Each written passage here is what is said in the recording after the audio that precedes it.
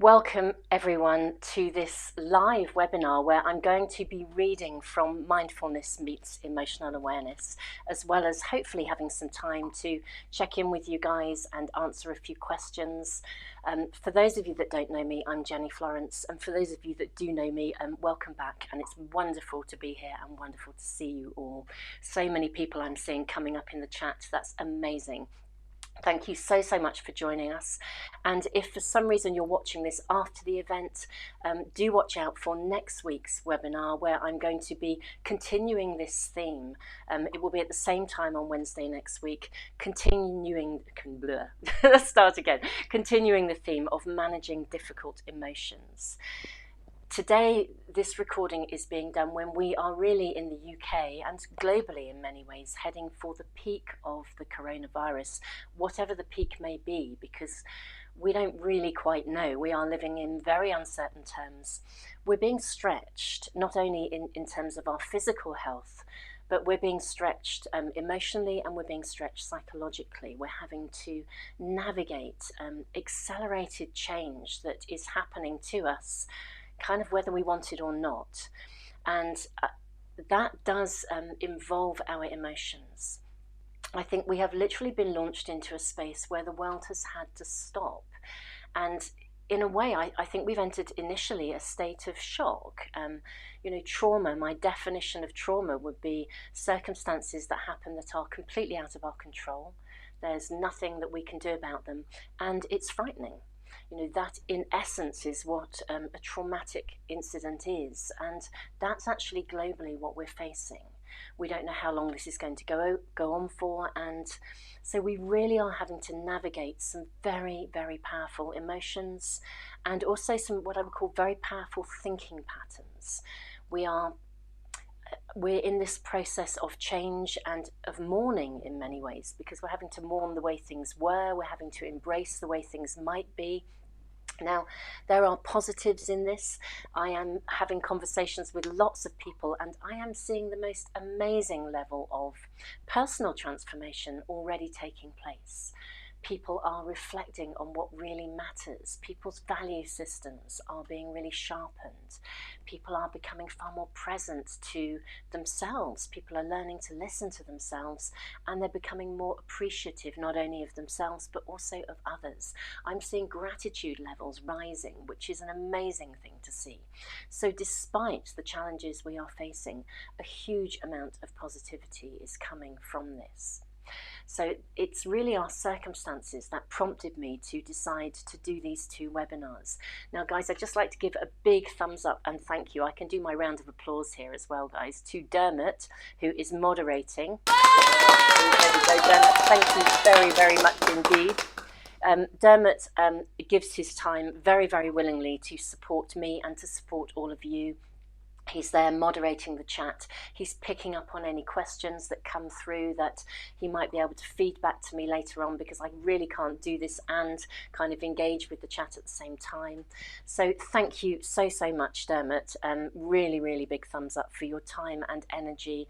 And yeah, just literally just who you are and being here in this time and space for all of us. So today I'm going to begin, actually the first thing I'm going to do is read from Mindfulness Meets Emotional Awareness, and I'm actually going to read the dedication that I wrote. When I wrote this book way back in 2016, I think, when I started it. And I wrote the book because I wanted to be able to create, or to help people to create real change in real lives in ways that allowed people to understand emotions not as an enemy within when we feel something challenging, but really as an ally. When you understand your challenging emotions, they actually become a source of empowerment. Now that's a pretty big thing to say when we are stretched and stressed and distressed and we're not knowing which way to turn. But truly, as far as emotions go, knowledge is power. If you understand your emotions and you understand the language of your emotions, you will find that they will work with you. They will help you to process and to navigate any difficult experiences that you have. So today I will read the dedication because I'd like to dedicate the dedication to all the amazing people in the world who are literally out there working 24/7 to keep us all going.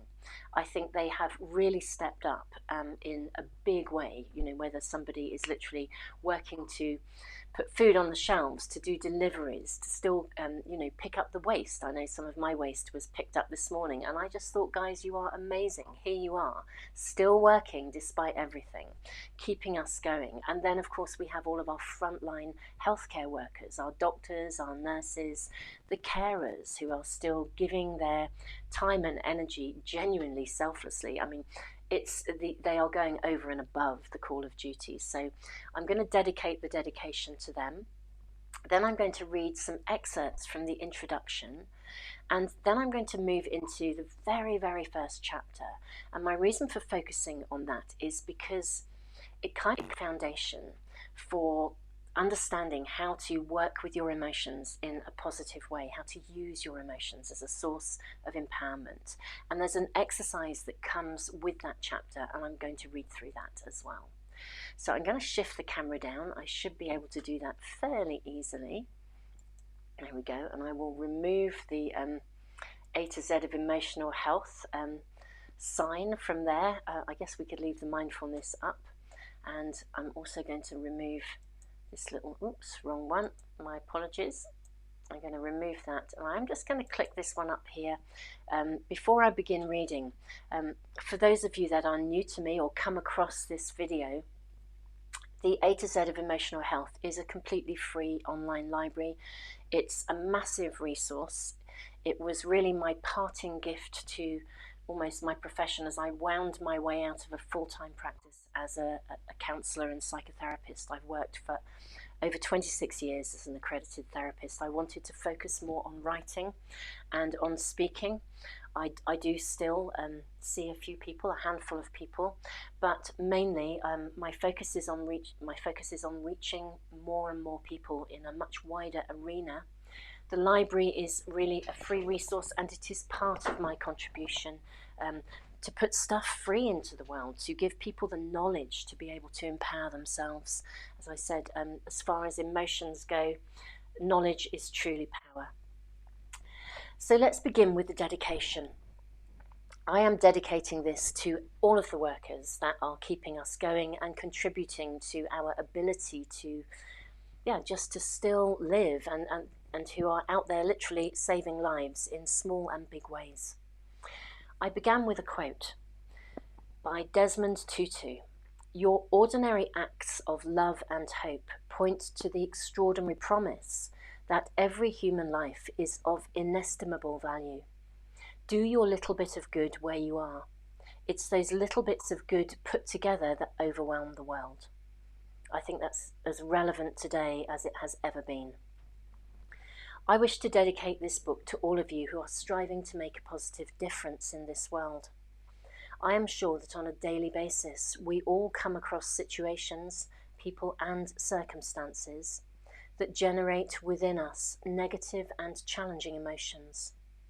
When we look around us locally, nationally and globally, we will find ourselves witness to acts of human destruction and difficulty that step over the bounds of what must surely constitute the qualities of what it is to be a decent and caring human being.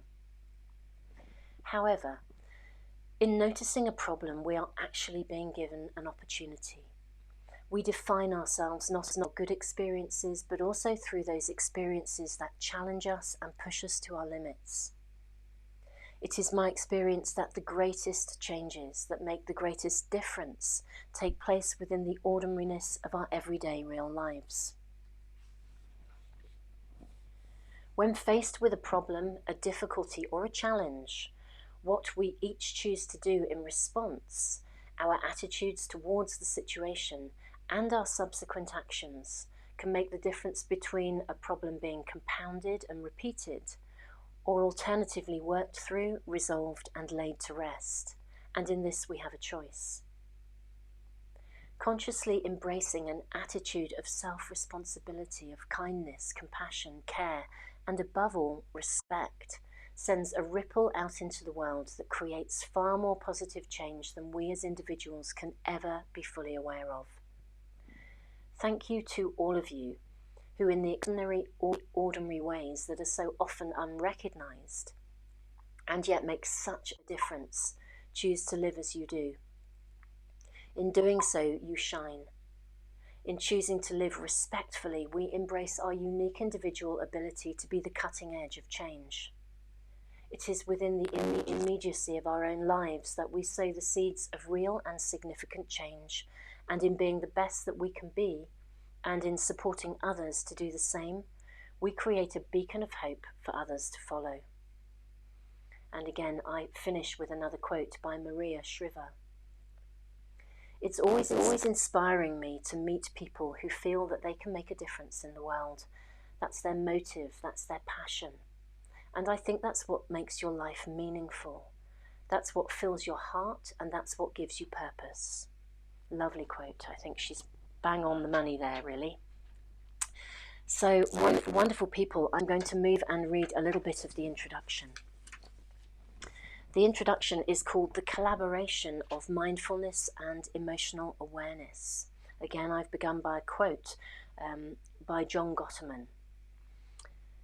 In the last decade or so, science has discovered a tremendous amount about the role that emotions play in our lives.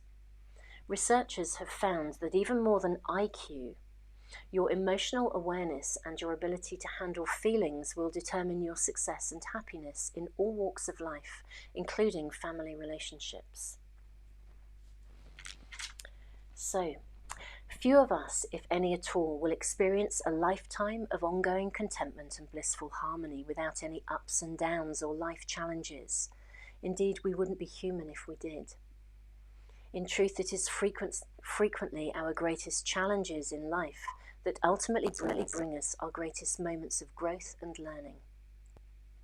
It is often adversity that propels us to greater levels of awareness and solidifies the formation of our core inner values, supporting a true appreciation of who we are and of what we have and who we may wish to be. So what makes this possible? What makes it possible to manage the tough times and come out on the other side, not only intact, but feeling stronger because of it? In my experience, both professionally in listening to literally hundreds of people within my practice, as well as personally within my own life circumstances, central to this possibility is the relationship between our mind and our emotions. There's a direct relationship between the way that we think and the way that we feel.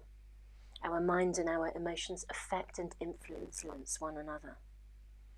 If our thoughts are negative and bleak, it will affect the way that we feel. Negative thoughts will generate negative and challenging emotions.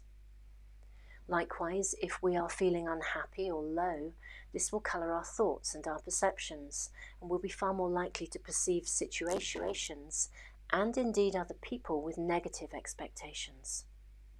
However logical we may think that we are, our emotions are always in play, unseen and often unacknowledged. We literally have a continual interaction, an emotional interaction with whatever's going on around us, as well as an emotional response to this. And one of the greatest challenges that we face at times of difficulty is how to manage the intense emotions that arise. Even on an everyday basis, our emotions can sometimes prove to be confusing and hard to understand. If our mind hasn't learned to identify and to understand our emotions, then any kind of intense, emotionally laden experience will present us with a potential difficulty. We won't know how to interpret the way that we're feeling. We won't know how to handle ourselves in that moment.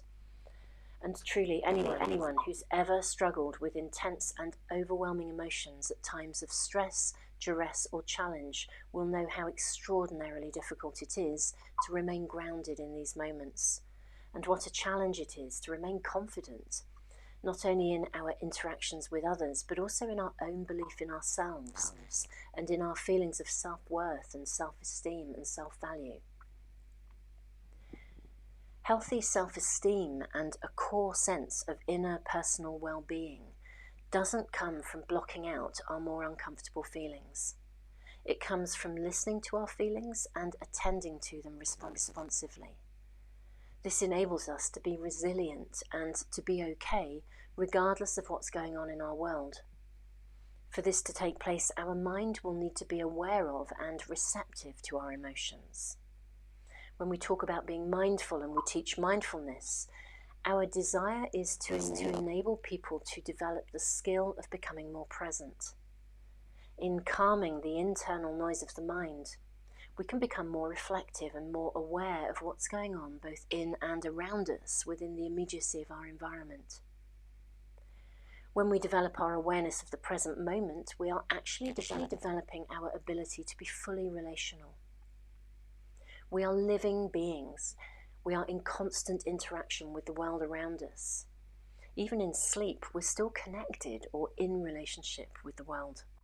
A sudden noise might wake us up. When we develop our ability to become fully present, we are actually learning to listen and to hear, not simply with our ears, but to relate with our actual experience in the immediacy of the present moment. We're learning to listen to life as a fully relational person. And this will involve not only calming our thoughts to enable us to have a clarity of perception within the moment, but it will also involve an awareness of our emotional experience. We'll need to be aware of and able to listen to our emotions. Now, I think human beings are first and foremost, we're relational creatures. Our primary drive is to connect and to relate with others. And again, this isn't simply a question of thought.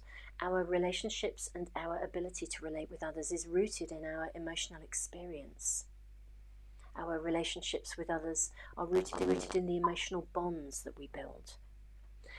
And yet, do you know, the majority of us won't have grown up in a world that even acknowledges the power of our emotions, let alone taught us the necessary skills and the emotional intelligence to navigate our lives with an awareness of both thought and feeling and the powerful interaction between them. Our thoughts and our perceptions are influenced and coloured by our emotions. And likewise, our emotions are equally affected by the way that we think. An underlying state of emotional unease will fuel negative thinking patterns and perceptions. And in turn, a negative state of mind will automatically generate emotions that mirror this unease. Now, left unattended, this kind of interaction can create a downward spiral in both mind and feeling. When we ignore our emotions, I think we literally do so at our peril. There is a strong link between our ability to read ourselves emotionally and our capacity to engage in self-care. If we lack an awareness or a connection to our emotional responses, we're actually missing vital information which has a primary function in our ability to look after ourselves. We actually need this emotional information to assist and inform our choices and our decisions. Our emotions are literally like an internal sort of GPS system. They're giving us information. Learning to listen to ourselves with an awareness of our emotions plays an integral role in living from a position of healthy self-care. Our ability to primarily be able to listen to ourselves is actually a core relational skill. It's a skill that's fueled by the collaborative meeting of our mind and our emotions, which in turn enables us to listen not just to ourselves but to relate with others. Wisdom is the outcome of knowledge and experience integrating together. A collaborative relationship between our mind and our emotions actively enables this process to take place. Our mind and our emotions are a very powerful team. When they work well, this collaborative relationship will support us in navigating our lives responsibly and successfully. Now, I finished with a quote. I have only given you some segments, not the entire introduction, but it's because I want to have enough time to move on to the next chapter, which I'm going to read in full. Part of the problem, this is the quote, part of the problem with the word disabilities is that it immediately suggests an inability to see or hear or walk or do other things that many of us take for granted. But what of people who can't feel or talk about their feelings or manage their feelings in constructive ways? What of people who aren't able to form close and strong relationships? And people who cannot find fulfillment in their lives, or who have lost hope or live in disappointment and bitterness and find in life no joy, no love. These, it seems to me, are the real disabilities. That's a quote by Fred Rogers. Again, I think very, very, very powerful. So I'm going to connect in now to the very first chapter. It's called How to Use This Book. It forms a foundation, I think, of emotional empowerment, and the invitation for this chapter includes an exercise that is really valuable in kind of beginning to reframe our emotions, the really challenging ones, and to sort of set us off from a standing point where we can begin to navigate our emotions differently and effectively begin to build a very fluent and empowered emotional language. Again, I've begun with a quote. I like to begin with quotes and finish with them. I just think there's some amazing stuff in the world that is so inspirational. This quote is by Daniel Goleman.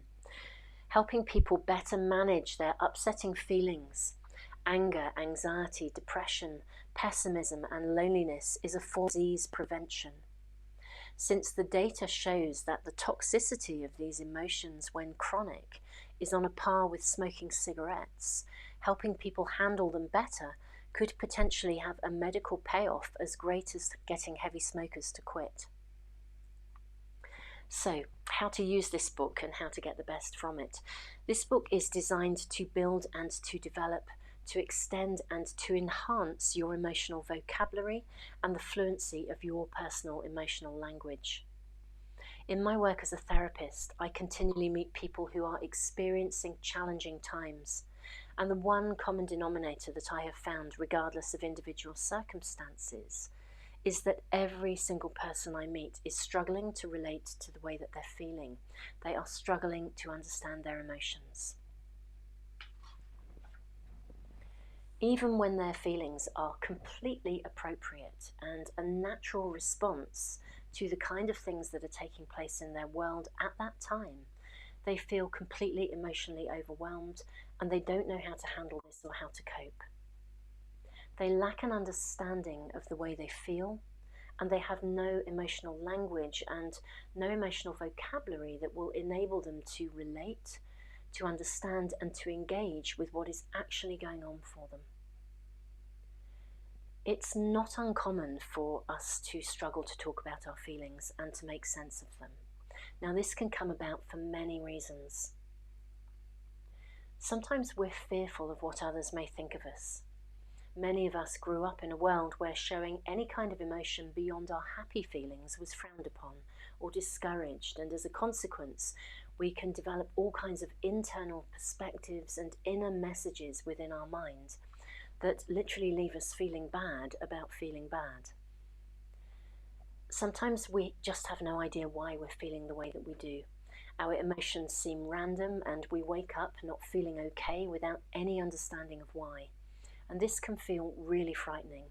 It can challenge us beyond belief. We feel as though we ourselves are out of our own control, and we then end up becoming fearful of our own feelings, fearful of the power of our own emotions. For others, whilst emotions may not necessarily have been labelled as negative or unacceptable, we may simply have grown up in an environment in which no one ever spoke about their feelings. So we've never had the opportunity to learn a language or an emotional vocabulary that would allow us to develop an understanding within ourselves that would enable us to process and to understand our emotional experiences. Now, if we grew up in a world where our parents didn't have an emotional language themselves, not because they were bad or inadequate, but just simply because they themselves had grown up in a world where their parents had no emotional language either, then this incredibly helpful life skill will be missing. We won't be well equipped. Having an emotional language and an emotional vocabulary is a valuable life skill. It establishes a connection between our emotional experience and our mind, a link between experience and thought. Now, language is descriptive. Our words and the vocabulary we use help us to define things and to make sense of them. In doing so, we create the opportunity to gain a greater understanding and a greater comprehension of what something might mean. Language really does sit at the heart of communication. Now, the health of any relationship will be reliant upon good levels of communication, and this also includes the kind of internal communication that we have with ourselves. Now, we all have an inner dialogue. It's like a conversation that takes place within our mind. If we're faced with intense emotions during a challenging life experience, and the kinds of conversation and dialogue that take place within our mind are encouraging, supportive, mindful, and compassionate, this will help us to find our way through any adversity. However, if our internal dialogue is dismissive of our emotions or judgmental and full of criticism, this will erode our emotional durability. It will lower our confidence and it will undermine our self-esteem, potentially generating even more challenging emotions in what is already a stressful situation. Our ability to listen primarily to ourselves is a core relational skill, a skill that is fueled by the collaborative meeting of our mind and our emotions. This in turn enables us to listen and to relate with others. Being emotionally healthy is not about being happy all the time. The basis of emotional health is about being able to understand and be responsive to our emotional experiences and to be able to feel the full range of our emotions and for our mind to remain at relative ease with this. Even in adversity, it's through the meeting of our emotional experience combined with reflective thought that we make sense of our life experiences. And in doing so, we discover and we develop meaning in life. Developing meaning in life is not just a mental process. It's not simply a question of thought. Our value systems and the things that matter to us are a direct result of the way that we feel about things. Our emotions let us know what matters. When we talk about quality of life, we're actually talking about the way that we feel. If we're talking about quality time, whether it's quality me time or quality time spent with someone else, what we're talking about is the quality of the time that we are experiencing, the way that we feel, and the meaning that these experiences bring to our lives. Our capacity to develop meaning from an experience is a direct result of a connection and a relatedness between the awareness of our mind and our emotional state of being. Now, I'm actually going to pause here, and I'm not going to continue too far through, but I would actually like to come back through to, because I want to make sure that I cover the invitation for today. But what I do want to say here is that certain emotions generate certain amounts of, a huge amount of energy. And if we don't have this connection, it means we become emotionally reactive rather than emotionally responsive. So I'm going to move on to the invitation for today, because it's an exercise that will help to sort of build that connection and your capacity to sort of negotiate your daily life experiences, even the challenging ones, with confidence, with durability and with resilience, because you'll be able to develop that relationship with your emotional experiences from a mindful perspective. So, my invitation for today. Today, I wish to invite you to develop your capacity to be mindful of your emotions and to develop a structure that will enable you to extend, to enhance, and to build your emotional language. My thought for today: learn to listen without preconception or judgment. The starting point of any form of increasing awareness is to begin to notice, and where better to start than within ourselves. If we can't comprehend our own emotional experiences, then we're very unlikely to comprehend the feelings and the emotions of others.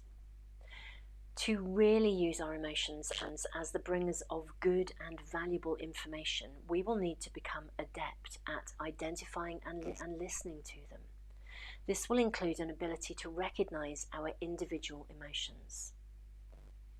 Because our thoughts and feelings are so interlaced, we often don't notice the difference between them, let alone our own internal mental attitude towards our emotions. If we lack understanding of our emotions, and as a consequence we become fearful of feeling a particular emotion, then in doing so we are inadvertently generating a secondary package of emotion on top of an already challenging experience. So if we feel bad about feeling bad, we have literally just doubled the emotional load. If we become anxious about feeling anxiety, we just doubled the load. If we become angry and frustrated because we're feeling angry and frustrated, then we have just doubled the emotional load. This is such a common experience, and it's actually incredibly unhelpful for us. The last thing that we need at times of emotional difficulty is actually to make ourselves feel even worse. Now, a very good starting point to tackle this kind of response is to extend our emotional language in a way that will help us to reframe the way in which we perceive our emotions. Now, emotions tend to be talked about in very, very black and white language. I often hear them described as either good or bad, positive or negative. We feel good today or we feel bad today. We feel positive or we feel negative. Our mood is high or low. We're up or we're down. Now, to my mind, this is far too limiting and restricting, as it doesn't allow us to recognize our individual emotions at all, and it certainly doesn't do justice to the range of emotions that we have, or indeed acknowledge the importance of all of them. When our emotions are perceived within this limited scope of language, it can significantly inhibit our ability to listen to what we're feeling and to look more deeply for the root cause of any kind of emotional distress or difficulty that we may be facing. This very black and white terminology automatically tends to raise anxiety whenever we feel anything that we perceive as bad, and so it contributes to us turning up the intensity volume and effectively doubling the emotional load in what was already a challenging situation. So today I wish to gently challenge any internal perceptions that you may hold in your mind about your emotional states. And I would like to invite you to redefine and reclassify your feelings. I'm still going to use two categories with still just two different headings, but rather than the black and white, good, bad, positive, negative version, my two headings are going to be classified as the easy, comfortable emotions versus the uneasy, uncomfortable emotions. Now, it's not difficult to identify either of these categories. The easy, comfortable camp is full of the happy, relaxed, joyous, pleasurable emotions, and the uneasy, uncomfortable camp is full of the more challenging, difficult feelings that we have, such as fear, guilt, anxiety, and anger. Now, none of these feelings and emotions are actually bad, and I will go into that in great depth in the book. And indeed in the next webinar I will speak about particularly fear and anxiety, why we need them, and how they actually can support us and how we can shift our perspective to manage them differently. Every emotional state that we experience is actually informing us. Whatever we are feeling, whether it's easy or uneasy, comfortable or uncomfortable, our emotions are telling us something important. It's an important piece of navigational information. We need to learn to listen to this information so that it can support us in making informed and appropriate choices in our lives, particularly during times of stress and difficulty. So I'm now going to give you an exercise to help with this. Using a piece of paper or your journal, take some time to pause, and as you pause, bring your attention to yourself. You may wish to bring a particular situation to mind, and if this is the case, then give your mind a few moments to focus on the scenario that you're thinking about. Now, letting go of any preconceptions, any associations, any judgments, both good or bad, that you may carry about specific emotions, notice what you are feeling in this present moment, and become aware of any specific emotions that are present. Also notice any sensations in your physical body. Are you relaxed or are you tense?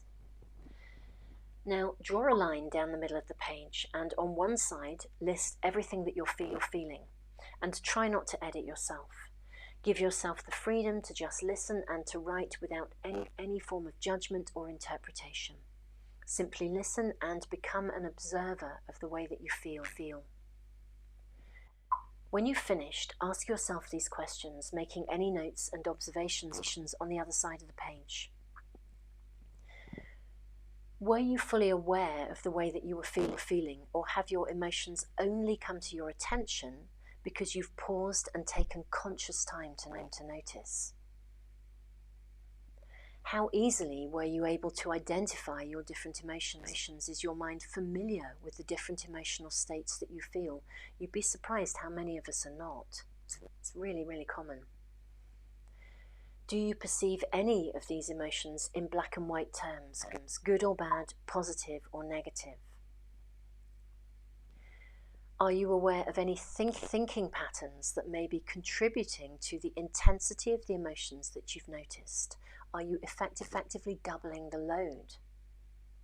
Do any of your emotions generate further emotions? Now, using 2 new fresh pages, one for each of the 2 new categories of the easy and comfortable and the uneasy and uncomfortable feelings, I would invite you to relist all of the emotions you've identified. Any that fall under the easy, more comfortable heading are a validation. They should be listened to, acknowledged, appreciated, and if appropriate, celebrated. I mean, how many times do we not stop to celebrate when we're feeling good? It's almost as though we move over it, beyond it, without stopping. Any that fall under the more challenging heading are requiring your attention. In the latter case, without any form of judgment or criticism, take some time to consider what it is that these feelings may be trying to tell you. How do they relate to the situation that you brought to mind? Our more challenging emotions are very often a call to action. Something needs to change.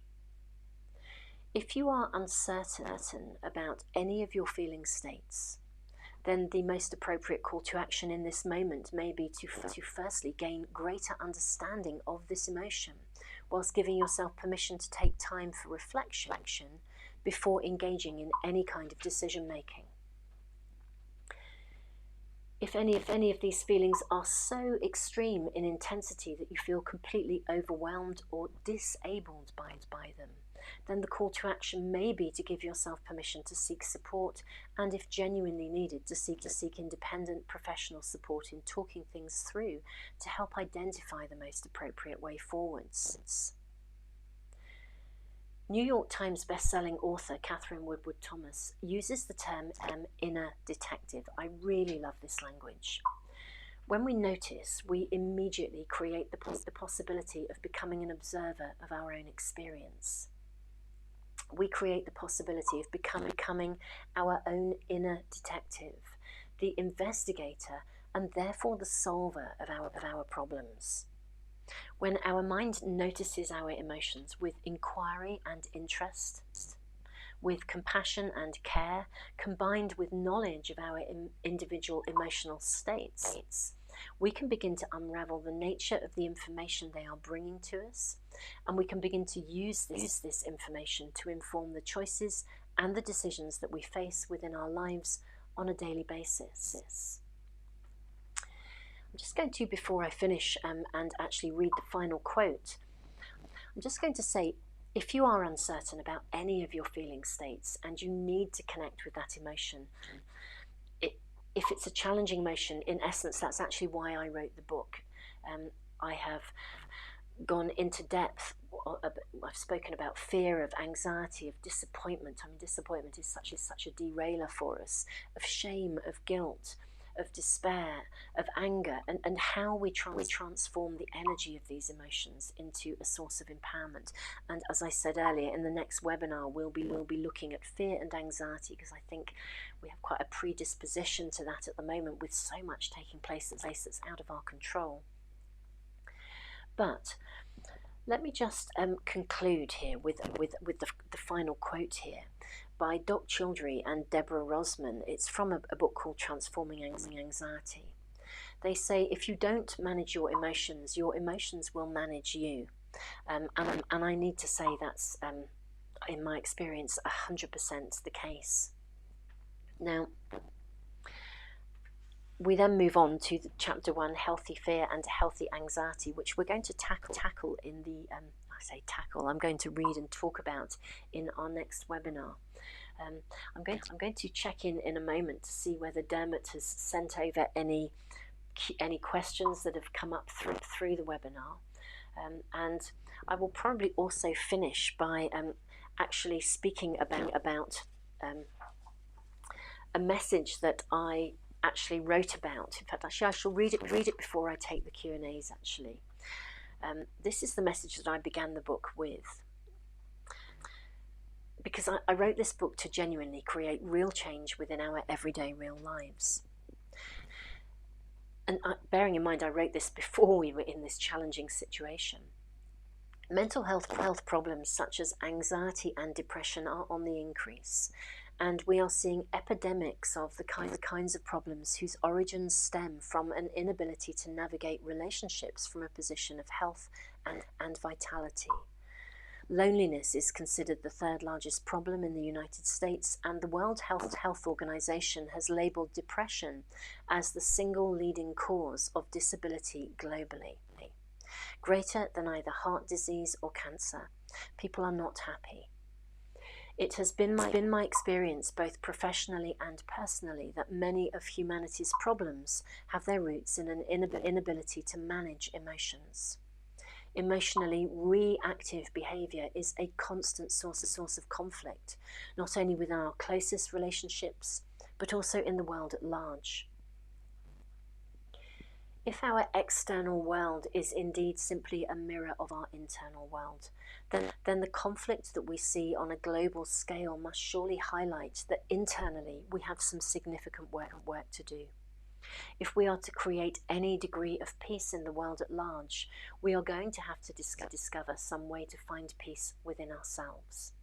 If we are going to generate equality in the world, we will need to recognize those deep-seated legacies of the past that hibernate within us all, surfacing sometimes in direct and obvious ways, and yet at other times manifesting unconsciously, subtly colouring our responses and our actions in ways that may inadvertently replicate and generate more of the same.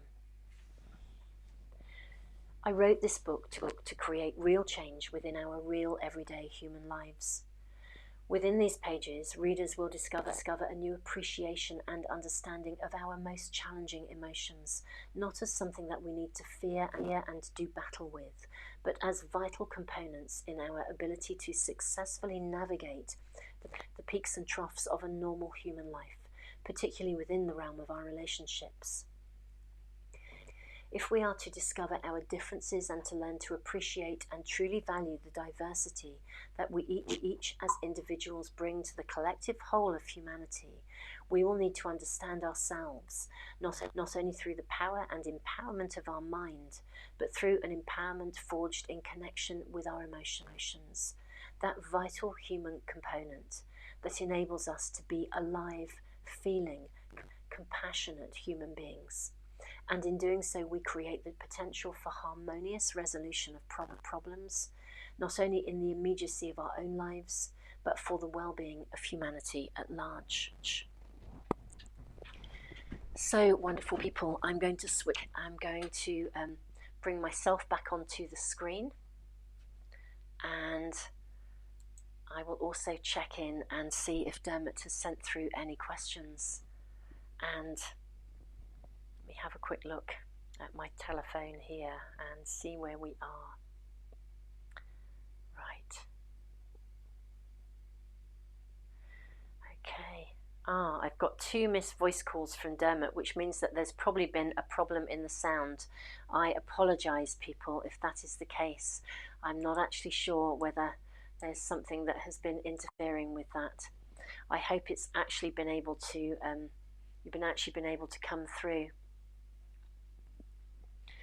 So I don't know if any questions have come up, but you know, it seems to me that we are in a space and time where thinking of the fact that we can actually find a collective voice for a collective humanity. I don't think there has ever been a time where circumstances have offered us an opportunity to unite and be together, and to, even in our separateness and in our sort of self-isolation, actually come together as a collective humanity with a collective goal, to realign ourselves with a collective vision that embraces the kind of world that we wish to see, the kind of world that we wish to actually generate, not just for ourselves, but for future generations as well. I'm actually checking in on the chat here. I'm not sure whether Dermot is sending anything through or not. I will just check that one out and see.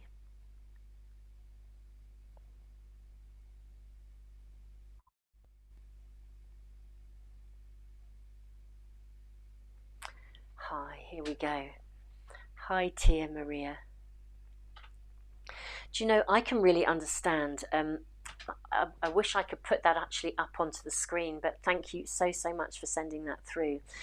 She says, with everything that's going on around us, I've been feeling overwhelmed with emotions that aren't mine, and it's been most difficult to stay balanced.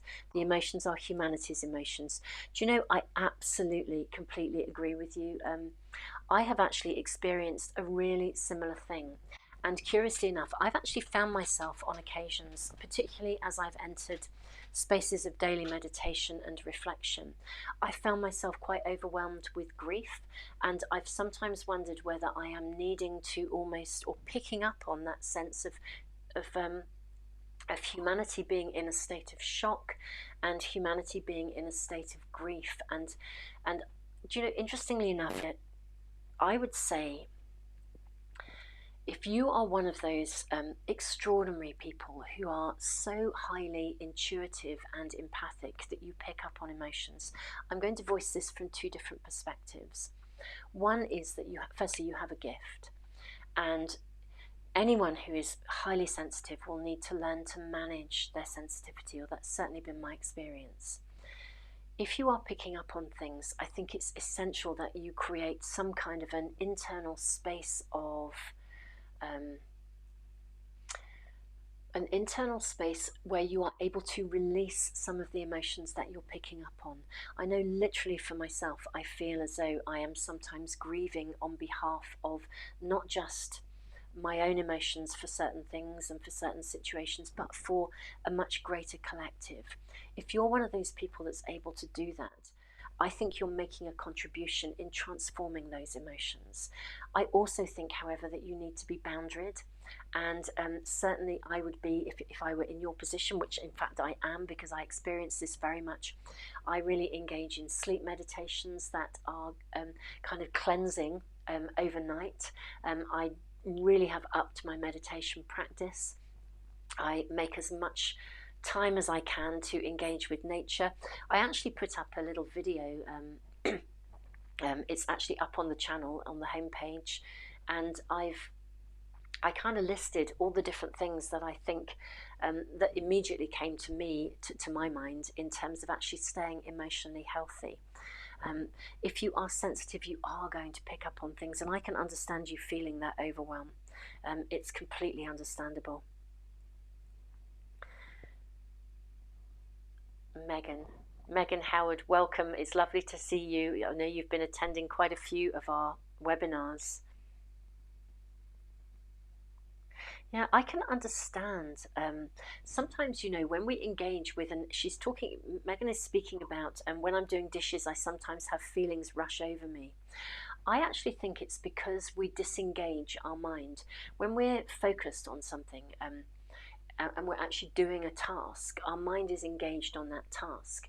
When we stop, it means that feelings and emotions that we are literally either absorbing or we're getting are that they're kind of stacking up a little bit, and it's when our mind is disengaged and we're doing something that doesn't require our concentration, I think we then find that those emotions come forwards. I think if they do, I'd truly ask you to listen to them.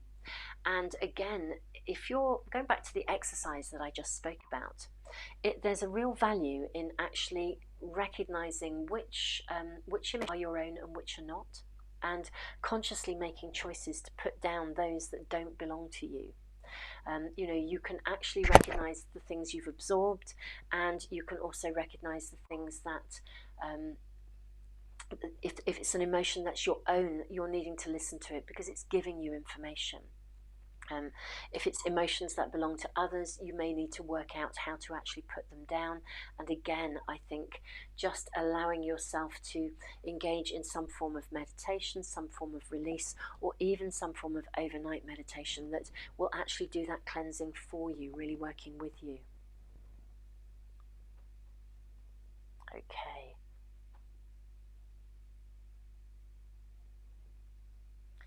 I've also got... Yes, Empress. I'm not sure. Nike. I'm not sure how to pronounce that. But her question: are there any exercises? That's appeared. I think. I'm not quite sure how that worked. Messages. For some reason, messages are being deleted. Okay, so I think one of them was actually about what kind of things can we do to remain grounded. I literally think we do need to actively and very consciously do things to remain grounded. Again, for me, meditation is part of that. Also, actually, for me, there are a whole set of things that I actually make sure that I do every day. So I reach out to someone every single day. I have lots of friends all over the world, and I make sure that I may not be able to connect with them in a more immediate way, but I make sure that I connect with people every day. In terms of being grounded, for me, being connected to nature is really an essentiality. And even if I wasn't able to go outside, I would look up at the sky. I just find for me that being connected, it's like being connected to the bigger picture. That is always something that really, really works for me. Again, I'm not sure if Dermot's sending anything through or whether I can actually check in on the chat as well and see whether I can... Just going to pick this one up actually and bring this over onto the screen. I think I can do this. Hi Fiona, I've managed to achieve that. People laugh, my children think I'm a dinosaur as far as technology goes. Fiona is saying she's struggling with emotions and anxieties through double bereavement and overwhelming feeling of fear and grief. I completely understand how you are feeling. Fiona, in a way, fear and anxiety are a part of the process of bereavement. I would want to just check in or ask you or just bring to your attention. In the A2Z of Emotional Health library, there is a whole section on bereavement. There are lots of audios and indeed like a mini series of videos where I literally talk you through the entire emotional process from the initial shock right through to you know, coming through and out the other side, and you may actually find them really helpful. I think it's completely understandable that you are struggling after a double bereavement. In a way, shock and going into a space of trauma is part of the grieving process. It's the initial part of it, and in a way to have a double whammy of loss and then have on top of that the experience that we're going through now, where I think we are all moving into a space of shock, plus the potential isolation.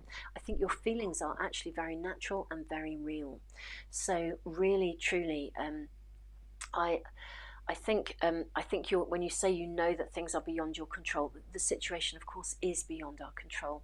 One of the things that we can do is make sure that we kind of identify the things that we can do and the things that we can't. We are far more likely to be able to begin to find our way back to a position of health if we start to attend to the things that we can, rather than constantly worry about the things that we can't. I hope that that goes in part to answering your question.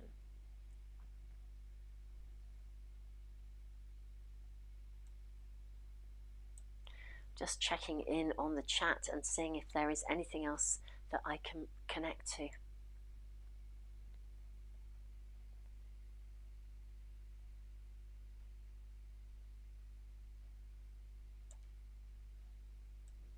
I'm going to, but this is a lovely, interesting. Rachel, thank you very, very much for contributing here. Rachel says, as someone with chronic illness, used to being housebound, I'm actually relieved to be able to work from home and uplifted to spend more time with my husband. Is it okay to be okay? Absolutely, it's definitely okay. We are going to see people experiencing such a range of experiences, and they are all going to be unique and individual to us each. Our situations are, as always, part of our own unique pathway. It's most definitely okay to be okay, and in being okay with being okay, you actually offer other people kind of permission to do the same. One of the challenges, it's interesting, I was just talking about bereavement in response to Fiona, and one of the challenges when we face bereavement is that it's like we feel, we almost, again, it doesn't feel okay to ever be okay again. And even as we move through the process of bereavement and we get a lot further through it, we can sort of almost feel guilty if we dare to allow ourselves to feel okay. It's very important that you do. And interestingly enough, Rachel, you may be one of those people, and I have been speaking to so many people and listening to so many different experiences. Rachel, you may actually be one of those people who actually realizes within this space and time that you wish to try and pave the way to create different ways of working that are more in alignment with your own personal health and wellness, your own personal health and well-being. That is happening to a lot of people. I think there is a huge amount of reflection taking place and a huge amount of lessons that will come to us through this period of time. I'm not saying that they're necessarily going to be easy, and there is a lot of navigating to be done. And again, I'm going to say involving both not just our thinking patterns, but the way that we feel. Our emotions literally do help us to establish what matters to us.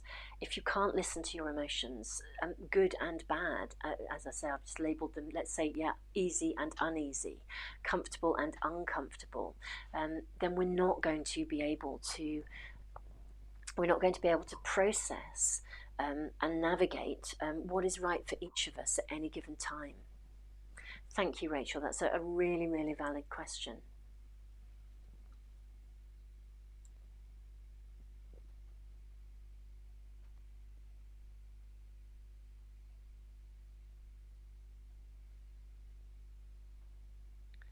Just checking in to see if there is a last question that I can connect in with, but I mean, we may need to actually, I think we are heading towards the end of our hour, and probably we should be actually wrapping up at this point.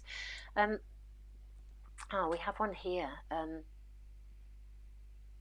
How do we help men and boys to express their feelings? Let's pop that back on the screen. Thank you, Elizabeth. Really, really interesting question. How do we help men and boys to express their feelings? We women, so different in terms of dealing with emotions than men. Do you know, Elizabeth, it's a really interesting question, and I'm going to say it depends on the individual. I mean, we can make sweeping statements, but occasionally I do in order to give examples. I've met, particularly in my work as a counsellor, I have met so many men who are highly in tune with their emotions, just as I've met women, but it also is vice versa. We're still culturally very much living in a world where I think guys sometimes feel like it's not okay to talk about their emotions. It's quite interesting, again, going back to the A2Z of Emotional Health library, if you check in on that, there's actually a whole section which is about giving men an emotional voice. They're really interesting conversations to listen to. Funnily enough, Dermot is one of those conversations. So it's the Dermot and I actually had a conversation and recorded it, but they are very, very interesting, where the guys are, lots of different guys are talking about their feelings, their emotions, and their own journey to be able to actually find ways to express their feelings. So I do think men and women, in answer to your question, we are different, and women are often more attuned to their emotions, but I don't know if we're more attuned, more that we are brought up to be allowed to be. There's certainly a lot of work in this area and a lot of change taking place. And again, you know, maybe this is one of the things that will come from this situation. Maybe we will, in fact, be able to create greater windows of opportunity for all of us to be able to speak about our emotions. Wonderful people. I think that we are probably winding up and coming to the very end of our webinar today. I just want to say, guys, thank you so much. You are absolutely awesome. Thank you for showing up. Thank you for listening. Thank you for contributing. For those of you who are subscribed to the A2Z channel, thank you so much. You know, thank you for your shares, your likes, your comments, and your ongoing support, not only of me but of one another. I am honestly blown away by the way that in the comments under, you know, any of the videos that I put up, any of the readings and the different things that I do, there is just so much sharing, so much openness, so much integrity demonstrated. You guys are amazing, and you literally do blow me away. Thank you so much. A huge thank you. And in fact, actually, guys, I'm going to give you a round of applause. That is to all of you. You are awesome. And again, let us just say thank you to Dermot for moderating. So wonderful people. Thank you so much. So much love to you all. And don't forget the next mindfulness, wherever it is, the next mindfulness webinar, which I think is this one. Here we go. Yes, live in a week's time, where we will be reading the chapter about fear and anxiety with very, very practical help in that to work with that. It's so more exercises, more thinking.